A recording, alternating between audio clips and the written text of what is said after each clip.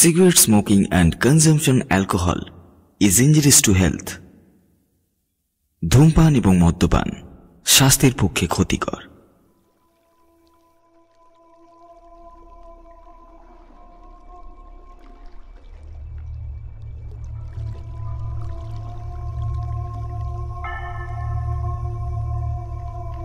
নমস্কার, আমি প্রিয়াংশু। আপনারা শুনছেন ভূত চক্র অডিও স্টোরিজ। আজ আমি আপনাদের শোনাব একটি হাড় হিম করা গ্রাম বাংলার ভূতের গল্প, মরণের গন্ধ। আজকের গল্প পাঠে আমি প্রিয়াংশু। অন্যান্য কয়েকটি চরিত্রে অরূপ, পার্থপ্রতিম, পম্পা, কৃষ্ণেন্দু এবং মৌমিতা। তাহলে শুরু করছি আজকের গল্প, মরণের গন্ধ।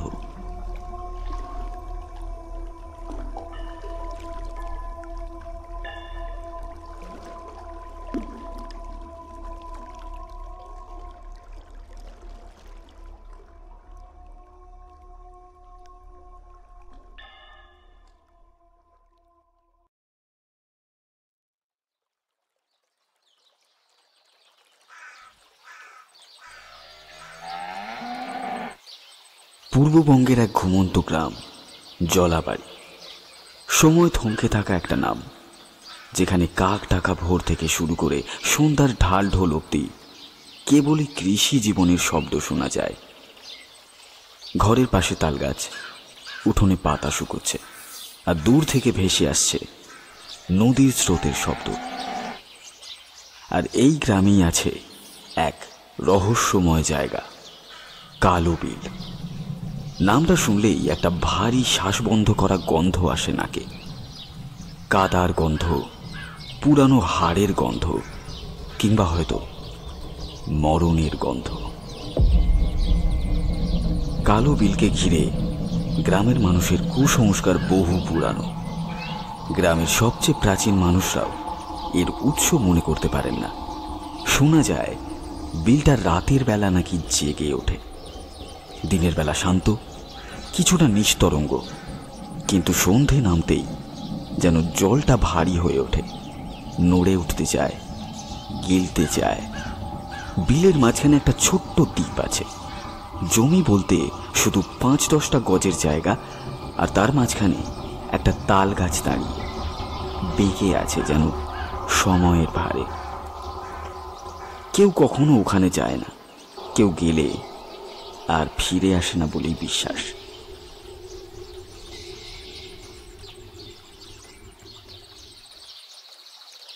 গল্প শুরু হয় শহর ফেরত রঞ্জিতকে নিয়ে। সে লোককাহিনী নিয়ে গবেষণা করে।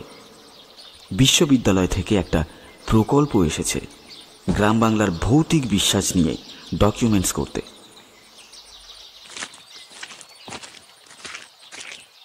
গ্রামের পাকা রাস্তা শেষ হতেই সে নামল। হাঁটু পানি কাদার পথ পেরিয়ে প্রবেশ করল জলাবাড়িতে। রাস্তার যা বেহাল অবস্থা!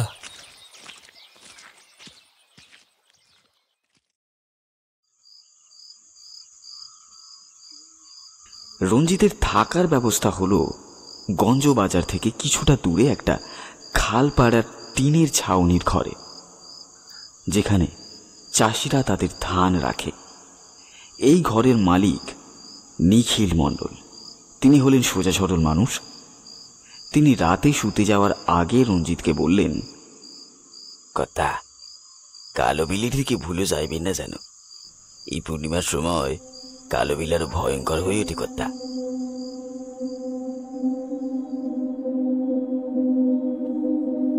প্রথম কয়েকদিন রঞ্জিত গ্রামের বিভিন্ন মানুষের কাছ থেকে গল্প সংগ্রহ করে। কি কইলেন? কালো বিল? একদম যাবেন না মশাই, ওইটা এক সময় শ্মশান ছিল যে। গ্রামের গোপাল জেঠু বললেন,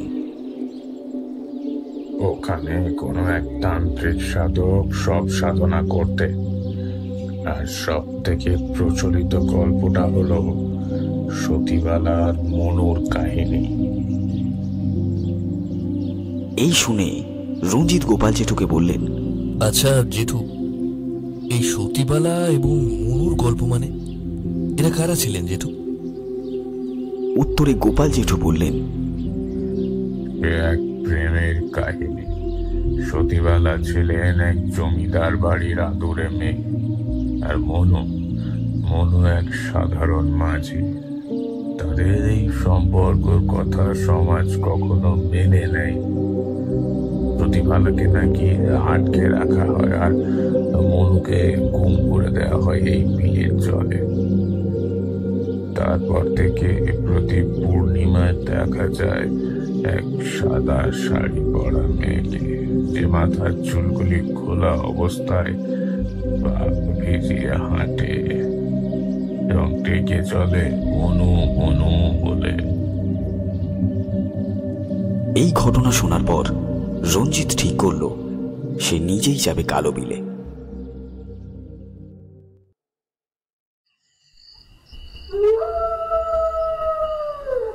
অমাবস্যার রাত নয়, পূর্ণিমায়, হাতে ক্যামেরা, গলা জুড়ে রেকর্ডার, আর তার সাথে গঙ্গা জল আর পবিত্র পুঁতি গাছের মালা নিয়ে রওনা দিল কালো বিলের দিকে।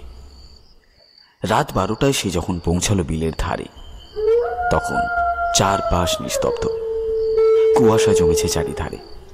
হঠাৎ করেই কেমন একটা গন্ধ পাওয়া যায়, কচুরি পানার ভেজা গন্ধ। তবে তার মধ্যে কিছু যেন পচা কাঠ বা পচা রক্তের মতো গন্ধ। হঠাৎ করেই তার দৃষ্টি পড়ে দূরে বিলের জলে কেউ যেন হাঁটছে। জল হাঁটু পর্যন্ত, কিন্তু পা ডোবেনি। সেই সাদা শাড়ি, সেই ঝুলে থাকা চুল, কিন্তু মুখ দেখা যাচ্ছে না। আপনি কে? এখানে কি করছেন? মেয়েটি রঞ্জিতের কথায় সাড়া না দিয়ে নিজের মনে হাঁটতে থাকে। রঞ্জিত আবার ডেকে বলে, আরে আপনি কে? আরে কে আপনি? মেয়েটি এবার বলল, তুমি কে? মনু? না, আমি রঞ্জিত, গবেষক। রঞ্জিতের এই কথা শুনে মেয়েটি তার মুখ ধীরে ধীরে ঘোরায়। রঞ্জিত এবার যা দেখে তাতে রঞ্জিতের শরীরে এক কম্পন শুরু হয়। সে দেখে মেয়েটির দুটি চোখ নেই, কেবল দুটি গর্ত, কালো ফাঁক সেখানে। মুখের কোণায় অদ্ভুত এক হাসি। হঠাৎ করেই বাতাস ঠান্ডা হয়ে যায়, গায়ে শীত বুলিয়ে যায়, কাঁপুনি ধরায় রঞ্জিতের। সে দৌড়ে গিয়ে ফিরে আসে তার বাড়িতে, কিন্তু ঘুম আসে না। তার চোখে শুধুই ভাসতে থাকে সেই মুহূর্ত, এবং মাথার মধ্যে ঘুরতে থাকে সেই প্রশ্ন, তুমি মনু?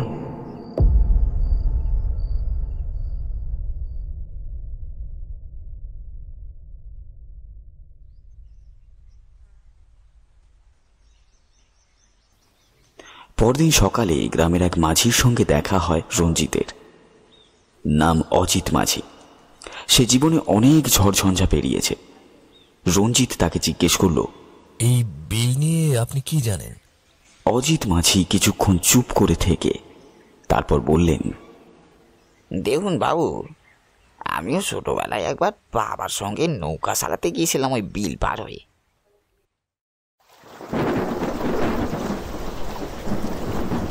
সে ছিল এক পূর্ণিমার রাত।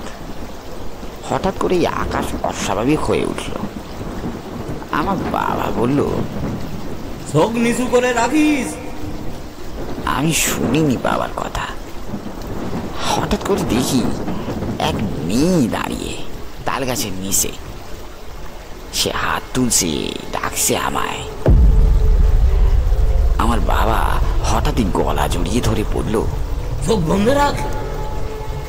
আমি তখনও দেখছিলাম, আর তখনই মেয়েটি পানির উপরে হাঁটতে হাঁটতে আমাদের নৌকার কাছে আসছিল।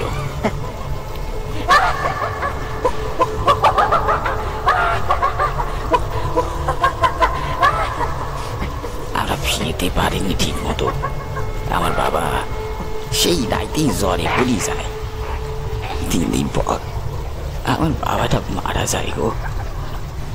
আমি কেবল টের পেয়েছিলাম তার চোখটা শেষমেশ এমন একটা জায়গায় স্থির হয়ে গিয়েছিল যেন কেউ তার সামনে দাঁড়িয়ে আছে, তাকিয়ে আছে তার দিকে।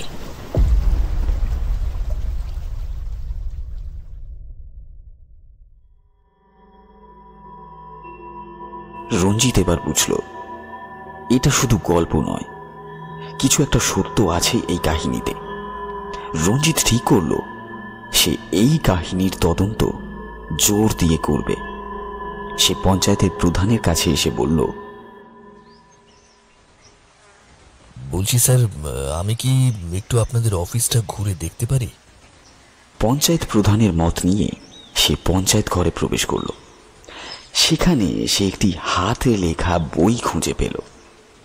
সেখানে পাওয়া গেল 1942 সালের একটি মামলা। মনু হালদার নামের এক যুবকের নিখোঁজ সংক্রান্ত রিপোর্ট। সেখানে লেখা, স্থানীয় সমাজপতিদের নির্দেশে সমাজ বিরোধী সম্পর্কের কারণে তাকে সমাজচ্যুত করা হয়। তারপর থেকে আর তার দেখা পাওয়া যায়নি। আরো গভীর খোঁজ নিয়ে জানা যায় সেই সমাজপতিদের একজন এখনো জীবিত গ্রামের একদম প্রান্তে বাস করে। নাম দীনবন্ধু মুখার্জি। বয়স এখন 90 পেরিয়েছে। রঞ্জিত এক বিকেলে দেখা করে সেই বৃদ্ধর সঙ্গে। ছোট একটা ঘরে সে থাকে। চোখে একটা ঝাপসা চশমা, কিন্তু গলার আওয়াজ শক্ত। তার ঘরেতে পৌঁছে রঞ্জিত ডাক দেয়, দীনবন্ধু বাবু বাড়ি আছেন? কাকে চাই? আপনার সঙ্গে একটু দরকার ছিল দাদু। বাইরে বেরিয়ে আসেন দীনবন্ধু বাবু এবং একটি টুল এগিয়ে দিয়ে রঞ্জিতকে বলে, হ্যাঁ, বসো বাবা, বসো। আচ্ছা দাদু, আপনি সতীবালা নামে কাউকে কোনোদিনও চিনতেন?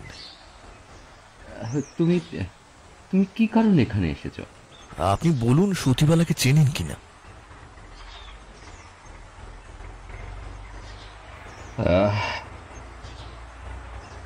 আমরা যা করেছিলাম সেটা সমাজের নিয়ম ছিল, কিন্তু অনু ছেলেটা খারাপ ছিল না।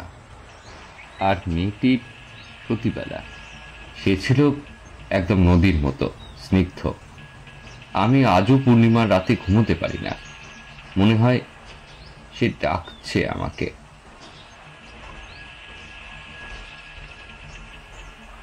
এইসব ঘটনা শুনে রঞ্জিত ঠিক করে সে যাবে বিলের ধারে শেষবারের মতো। সে দীনবন্ধুকে বলে, আচ্ছা দাদু, আমাকে একটা উপকার করতে হবে। কি বলো? আপনাকে আজকে একবার কালো বিলে যেতে হবে আমার সাথে।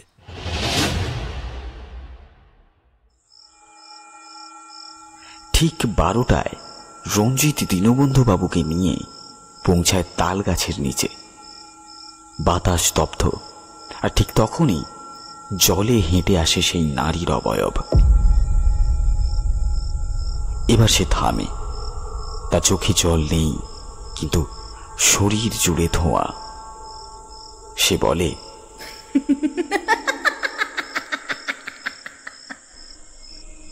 এই মানুষটা, সে আমার মনুকে কেড়ে নিয়েছিল।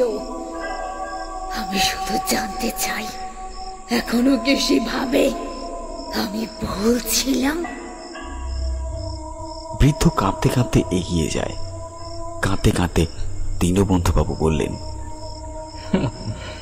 আমি ভুল করেছি, পাপ করেছি, আমায় ক্ষমা করো, আমায় ক্ষমা করো, আমায় ক্ষমা করো, আমি ভুল করেছি। নারীর মুখে এবার এক শান্ত হাসি। তার দেহ ধীরে ধীরে জ্যোৎস্নায় গলে যায়, মিলে যায় বাতাসে।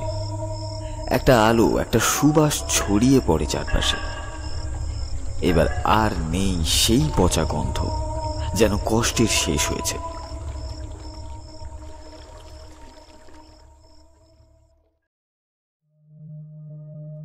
সকালবেলা রঞ্জিত ফিরে আসে। দীনবন্ধুবাবু আর নেই। সেই রাতেই তার নিজের কক্ষেই তার অস্বাভাবিক মৃত্যু ঘটে। তবে তার মুখে ছিল এক শান্তির ছাপ। আর বিল, সেই রাতের পর থেকে আর কেউ কখনো সতীবালাকে বিলের কাছে দেখেনি। রঞ্জিত তার গবেষণাপত্রে লেখে, মরণের গন্ধ আসলে প্রেমের অতৃপ্ত চিহ্ন। এই বিল, এই জল সবকিছুই সাক্ষী রেখে গেছে এক অসমাপ্ত ভালোবাসার। কোনো আত্মা প্রতিশোধ চায় না, চায় কেবল স্বীকৃতি আর বিদায়। তারপর সে কখনো জলাবাড়িতে ফেরেনি, কিন্তু এখনো তার ঘুমের মাঝে ভেসে আসে সেই কণ্ঠস্বর, ও মনু, তুমি ফিরে এসেছিলে। 3 বছর কেটে গেছে।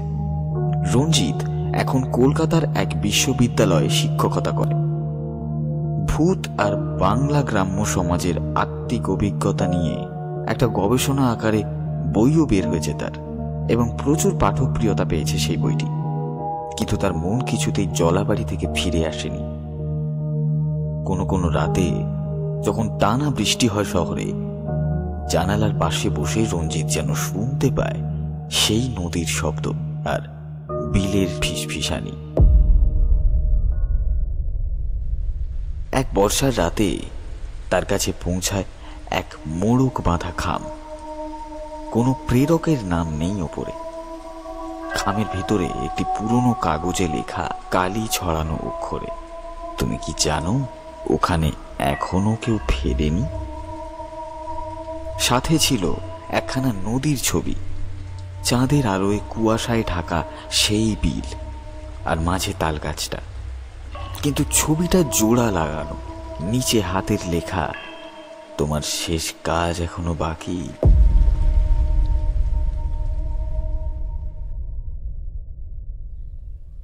এইবার সে আর গবেষক হয়ে ফেরে না, বরং এক খোঁজার মানুষ হয়ে ফিরে যায় জলাবাড়িতে।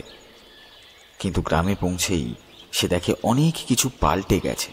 এখন বিলের একপাশে একটা পাকা রাস্তা, নদীর পাড়ে ছোট দোকান। লোকের আর ভয় পায় না আগের মতো, কিন্তু তবুও কেউ সেখানে রাত কাটায় না। আর অজিত মাঝি, সে নাকি কয়েক মাস আগে এক রাতে ফের নৌকা নিয়ে উধাও। শুধু তার নৌকাটা মেলে বিলের মাঝে তালগাছের নিচে খালি। রঞ্জিত এবার স্থির করে সে শুরু করে নৌকায় ঘোরা। প্রতিদিন সন্ধ্যায় বের হয়, রাত পর্যন্ত বিল চষে ফেরে। একদিন এক গোধূলি সন্ধ্যায় তার নৌকার নিচে জলটা যেন একবার কেঁপে ওঠে। কিছু একটা ছুঁয়ে গেল তার পা। সে নিচে তাকায়, পরিষ্কার দেখতে পায় একজোড়া চোখ, পচা জলজ অন্ধকারের মাঝখানে সেই চোখ দুটি যেন ফুঁসে উঠছে, আর কানে বাজে সেই ডাক, সতী সতী।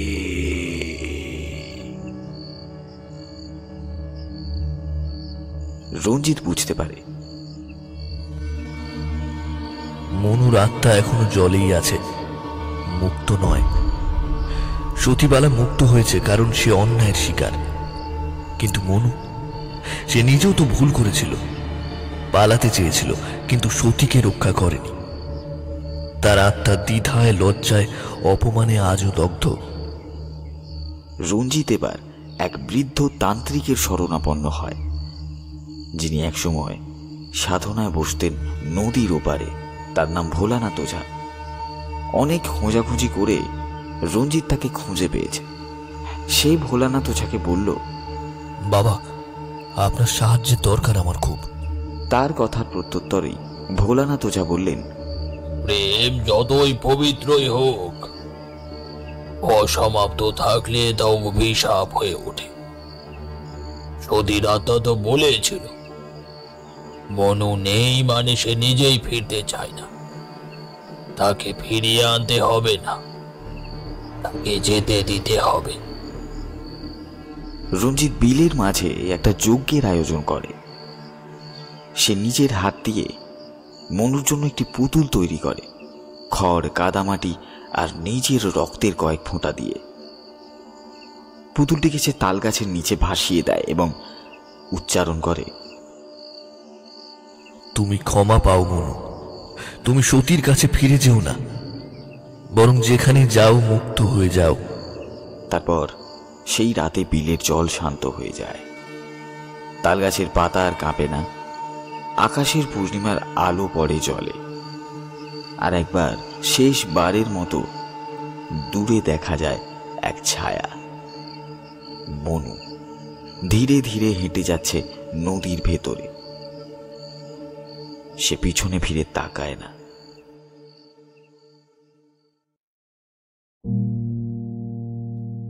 সেই রাতের পর কেউ আর কান পেতে জলের ফিসফিসানি শোনেনি।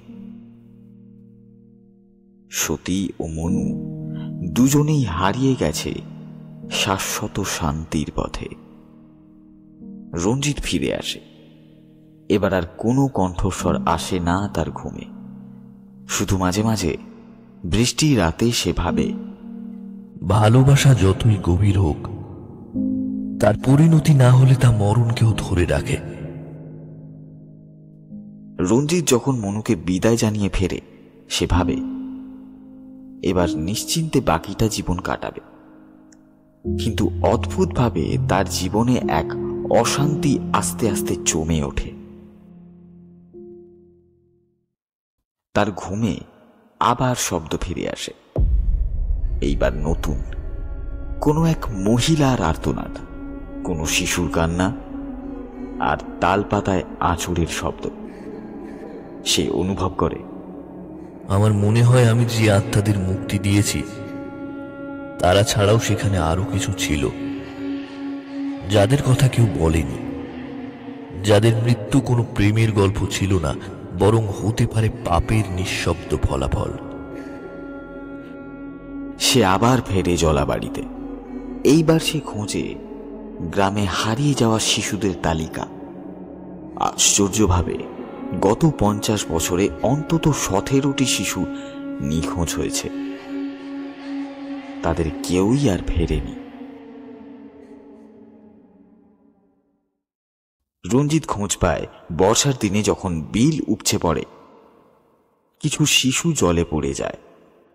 তারপর আর তাদের দেহ কখনো পাওয়া যায় না।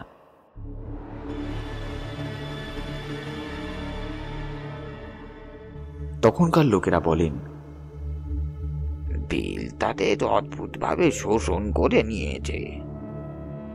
আবার একজন বললেন, তারা ছিল আত্মার পণ্য। একদিন রঞ্জিত খুঁজে পায় বিলের পাশে ধ্বংসপ্রাপ্ত একটি মন্দিরের ধ্বংসাবশেষ। সেখানে পাওয়া যায় পাথরে খোদাই করা এক পুরানো মূর্তি, এক নারী মূর্তি, যার চোখ নেই আর গর্ভস্থানে রয়েছে মৃত ভ্রূণের প্রতিকৃতি। এক স্থানীয় বৃদ্ধ বললেন, এটা ছিল ভদ্রকালী, এক নিষিদ্ধ রূপ। এই দেবী পূজিত হতেন শিশুর আত্মা উৎসর্গ করে। কথিত আছে এক কালী সাধক 100 শিশুর আত্মার বলি উৎসর্গ করেছিল দেবীকে, তাও আবার নিজেকে অমর করার জন্য। কিন্তু শেষ শিশুটি ছিল তার নিজের সন্তান। সেইভাবেই সে বধ হয়, কিন্তু আত্মারা থেকেই যায়। এই কথা শুনে কিছুটা অবাক হয় রঞ্জিত। সে ঠিক করে তার গাছের নিচে বসে সে ধ্যান করবে। এক রাতে রঞ্জিত তাল গাছের নিচে বসে নীরবে ধ্যানস্থ। সে চায় যদি কারো আত্মা থেকে থাকে যেন তারা আসে। বাতাস ভারী হয়, বিলের জল সরে যায় একদিক থেকে অন্যদিকে। কেউ যেন নিচে হাঁটছে। শব্দ আসে শিশুর কান্না, নারীর বিলাপ, আর সেই ভ্রমরা কালীর গর্জন।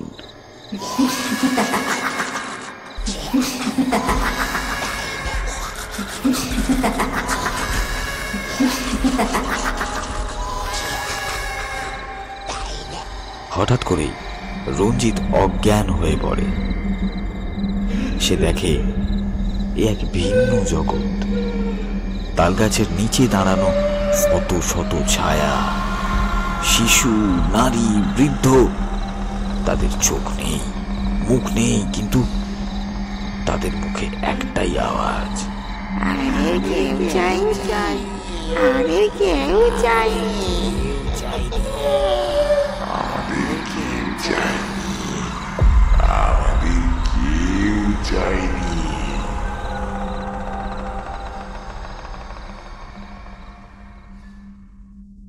রঞ্জিত বুঝতে পারে এই বিল শুধু প্রেমের মৃত্যু নয়, পাপের স্মৃতিস্তম্ভ। সে ফিরে একটা সিদ্ধান্ত নেয়। এই জায়গাকে আমি একটা স্মৃতিতীর্থ বানাতে চাই, যেখানে হারিয়ে যাওয়া আত্মাদের জন্য প্রদীপ জ্বলবে, নাম লেখা হবে যাদের কেউ মনে রাখেনি। এই গল্প লেখা থেকে 10 বছর কেটে গেছে। এখন জলাবাড়ির সেই তালগাছের নিচে একটা সাদা পাথরের ফলক বসানো। লেখা আছে, যারা নামহীন, যাদের চোখ ছিল না, মুখ ছিল না, অথচ গল্প ছিল, তাদের জন্য এই ঘাট।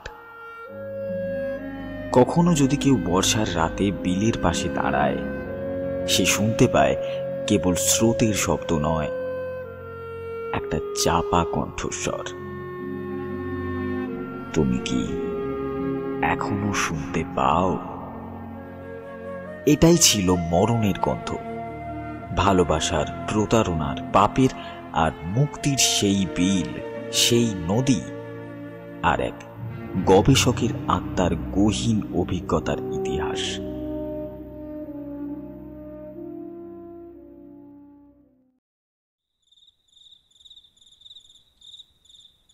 রঞ্জিত এক গভীর রাতে অনুভব করে কারা যেন তাকে ডাকে।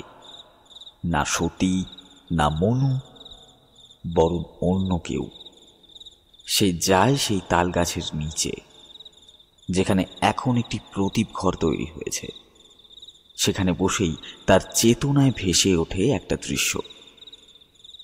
বিলের তলদেশে আছে এক মৃত ভূমি। সেখানে কোনো আলো নেই, থেমে আছে সময় সেথায়। কেবল অন্ধকারে ঝুলছে নামহীন মুখগুলো। কেউ কেউ হাত বাড়ায় উপরে, কেউ কেবল চুপচাপ তাকিয়ে থাকে। তারা সবাই অপেক্ষায়, একজন স্বীকৃতির, একজন কণ্ঠস্বরের, আর একজন যিনি বলেন, আমি জানি তুমি ছিলে। সে অনুভব করে তাকে এখন নাম নিতে হবে, সেই 17টি শিশুর নাম যাদের কেউ খোঁজেনি। কিন্তু সে কিভাবে জানবে? সেই রাতে জ্বলে ওঠে আগুন। আগুনের চারিদিকে 17টি পুতুল সাজায় রণজিৎ, আর প্রতিটি পুতুলের নাম রাখে এক খালি পাতার খাতায়।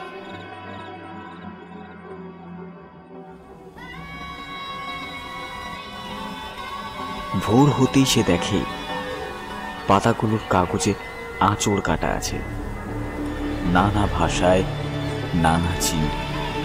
সে বুঝতে পারে এই নামগুলো এখন আর অদৃশ্য নয়। সে প্রতিটি পুতুলের সামনে দাঁড়িয়ে নাম পড়ে। শেষ নামটি ছিল রুহি। সেই দিন থেকেই সে আর বিশ্ববিদ্যালয়ে ফেরে না, থেকে যায় জলাবাড়িতে, যতক্ষণ না শেষ আত্মার নাম উচ্চারিত হয়।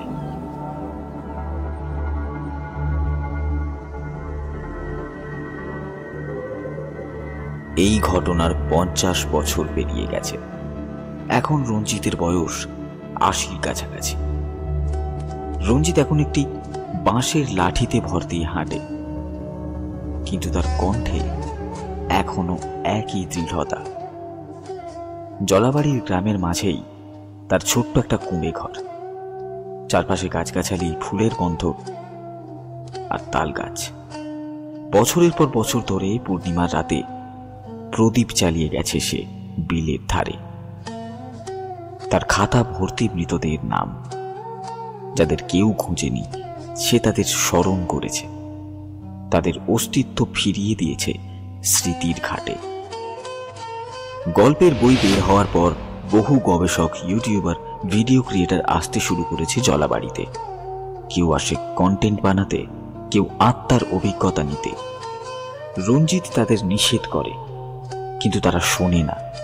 এক ইউটিউবার দুঃসাহস করে পূর্ণিমার রাতে তাল গাছের নিচে তাঁবু ফেলে। সকালে তার ক্যামেরা পাওয়া যায়, কিন্তু তাকে আর পাওয়া যায়নি। ক্যামেরার ফুটেজে দেখা যায় একটি সাদা অবয়ব ধীরে ধীরে ক্যামেরার দিকে এগিয়ে আসছে, আর শেষ শট ক্যামেরার লেন্সে জল পড়ে, তারপর ব্ল্যাক স্ক্রিন। এই ঘটনার পর রঞ্জিত বুঝতে পারে কিছু এখনো অমীমাংসিত। আমাকে আবার যাত্রা শুরু করতে হবে, এবার নিজের আত্মার শান্তির জন্য নয়, বরং একটি সমগ্র গ্রামের রক্ষা করার জন্য।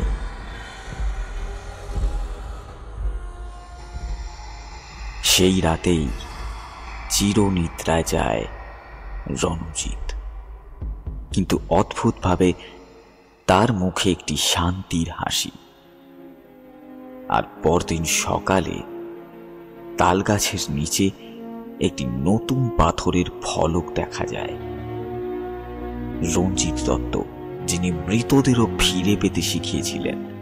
রঞ্জিতের মৃত্যুর পর 3 বছর কেটে গেছে। এখন স্মৃতিঘাট গ্রামের সবচেয়ে পবিত্র জায়গা। আর তালগাছটি নতুন করে সুরক্ষিত হয়েছে পাথরের বেষ্টনী দিয়ে।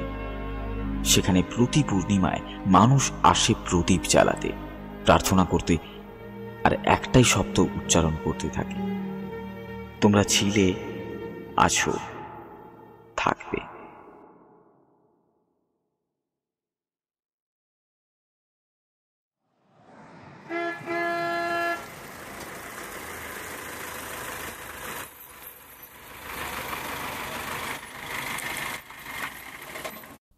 এক আন্তর্জাতিক বিশ্ববিদ্যালয়ের গবেষণা টিম আসে বিলের অতি প্রাকৃত ইতিহাস নিয়ে গবেষণা করতে। তারা সঙ্গে আনে অত্যাধুনিক যন্ত্রপাতি, ইএমএফ ডিটেক্টর, ইনফ্রারেড ক্যামেরা, সোনার স্ক্যানার, এইসব। কিন্তু এই যন্ত্রগুলো সন্ধ্যে 6টার পর অদ্ভুতভাবে কাজ করা বন্ধ করে দেয়। শুধু স্ক্রিনে আসে একটাই শব্দ, নাম। তারা গভীর রাতে চূড়ান্ত পরীক্ষার সময় ক্যামেরায় ধারণ করে এক অদ্ভুত দৃশ্য। তালগাছের নিচে একজন বৃদ্ধ হাঁটছে, হাতে লণ্ঠন, মুখে হাসি। কিন্তু রঞ্জিত তো মৃত। ক্যামেরার লোকেশন ডেটা বলে ঘটনাটি ঘটছে গাছের ভেতর থেকে, যেন সেই গাছ এখন একটি স্মৃতির ধারক, এক জীবন্ত প্রতিকৃতি। একদিন এক তরুণী আসে গ্রামে, তার নাম পায়েল। সে বলল, আমি শুনেছি এই ঘাটে মৃতদের আত্মা শান্তি পায়, তাই আমি এসেছি আমার ছোট ভাইয়ের নাম স্মরণ করতে, যে নিখোঁজ হয়েছিল 2002 সালে। পূর্ণিমার রাতে সে প্রদীপ জ্বালিয়ে শুধু একটি নাম বলে, রাহুল। এরপর সে এক দৃষ্টিতে তাকিয়ে থাকে জলে। দীর্ঘক্ষণ পর বিলের মাঝখানে সে দেখে একটা ছোট বালক দাঁড়িয়ে আছে, কাদা আর জলে মাখামাখি, কিন্তু মুখে হাসি। পায়েল ডাকে, কিন্তু সে এগোয় না, কেবল হাত তোলে।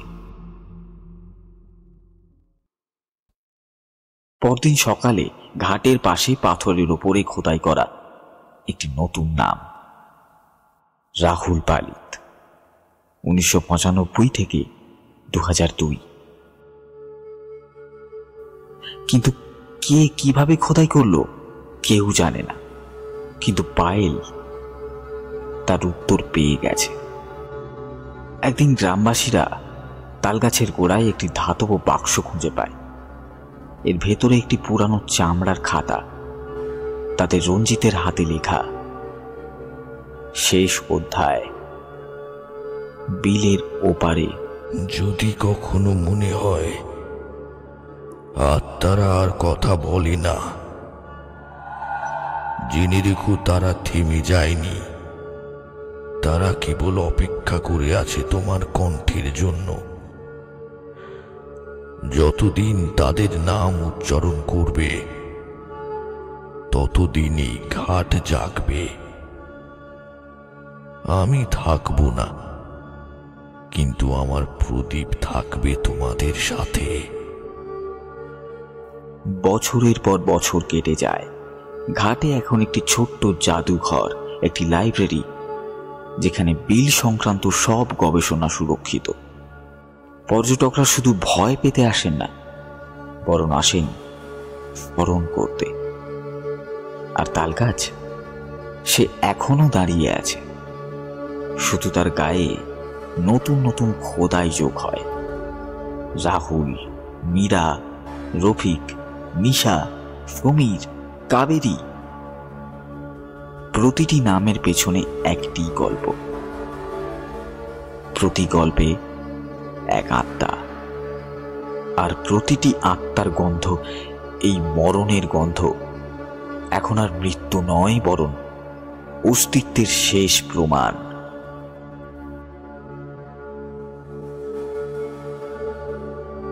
শুনছিলেন আমাদের আজকের নিবেদন, মরণের গন্ধ। আজকের গল্প পাঠে আমি প্রিয়াংশু। রঞ্জিতের চরিত্রে অরূপ, অজিত মাঝি এবং অন্যান্য গ্রামবাসীদের চরিত্রে আমি প্রিয়াংশু, গোপাল জেঠুর চরিত্রে কৃষ্ণেন্দু, সতীবালার চরিত্রে পম্পা এবং দীনবন্ধুবাবুর চরিত্রে পার্থপ্রতিম, পায়েলের চরিত্রে মৌমিতা। তাহলে কেমন লাগলো আজকের গল্প অবশ্যই কমেন্ট বক্সে কমেন্ট করে জানাতে ভুলবেন না। আর গল্পটি ভালো লাগলে একটা লাইক করবেন এবং আপনার কাছের মানুষদের সাথে শেয়ার করবেন, এবং অবশ্যই চ্যানেলটি সাবস্ক্রাইব করতে ভুলবেন না। তাহলে দেখা হচ্ছে পরবর্তী গল্পে। ততদিন ভালো থাকুন, সুস্থ থাকুন। ধন্যবাদ।